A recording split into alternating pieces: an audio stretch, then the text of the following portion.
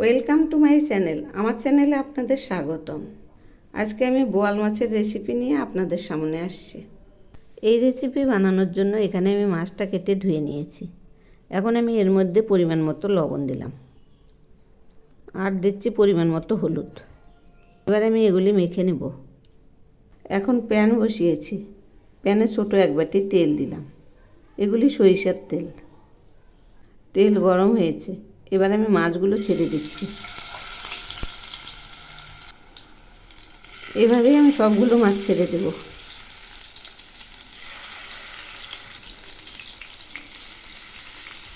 এক পাশ ভাজা হয়েছে, এবার উল্টে দিচ্ছি।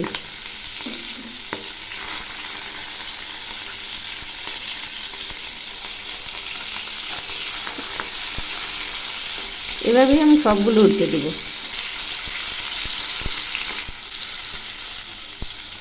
মাছ ভাজা হয়ে গেছে, এবার নামিয়ে নিচ্ছি।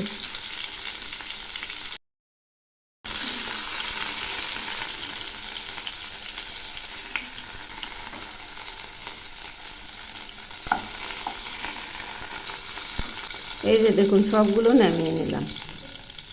এখন আমি ওই তেলে সামান্য একটু জিরে আর তেজপাতা ফোড়ন দিলাম। একটু নেড়ে দিচ্ছি। এবার আমি দিচ্ছি দুটো মাঝারি সাইজের পেঁয়াজ বাটা, আর সেই সঙ্গে দিচ্ছি একটা টমেটো পেস্ট। এখন আমি দিচ্ছি 1 চামচ জিরে বাটা আর 1 টুকরো আদা বাটা। এগুলি একসঙ্গে বেটে নিয়েছি। আদাটা 1 ইঞ্চি পরিমাণ। এখন আমি দিচ্ছি স্বাদ মতো লবণ, পরিমাণ মতো হলুদ, আর দিচ্ছি 1/2 চামচ লঙ্কার গুঁড়ো। সেই সঙ্গে দিচ্ছি 1/2 চামচ ধনিয়া গুঁড়ো। এবার আমি দিচ্ছি টিস্পুনের 1/4 কাশ্মীরি লঙ্কার গুঁড়ো। এখন এই মশলাগুলো খুব ভালো করে কষিয়ে নেব। মশলাগুলো আর একটু কষাবো। মশলা কষানো প্রায় হয়ে আসছে, মশলাগুলো থেকে তেল ছেড়েছে। একটু কড়া করে কষিয়ে নিচ্ছি, তাহলে পেঁয়াজের কাঁচা গন্ধটা থাকবে না।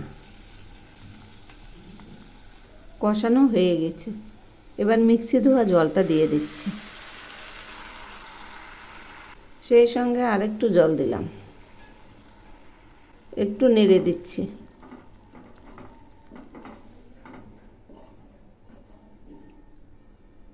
ঝোল একটু একটু ফুটছে, এবার মাছগুলো ছেড়ে দিচ্ছি।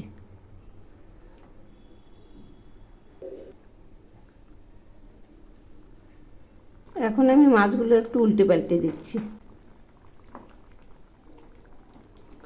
এভাবেই সবগুলো উল্টে দেব।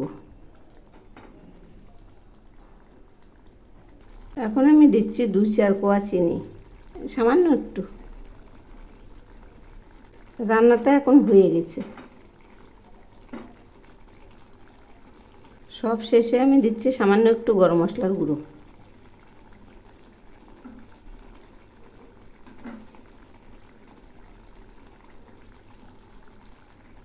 এবার নেড়ে চেড়ে নামাবো। এই যে রান্নাটা নামিয়েছি, দেখুন কি দারুণ হয়েছে। এভাবে একবার বানিয়ে খেয়ে দেখবেন, অপূর্ব স্বাদ। একবার খেলে আবার খেতে ইচ্ছে করবে, এত টেস্টি।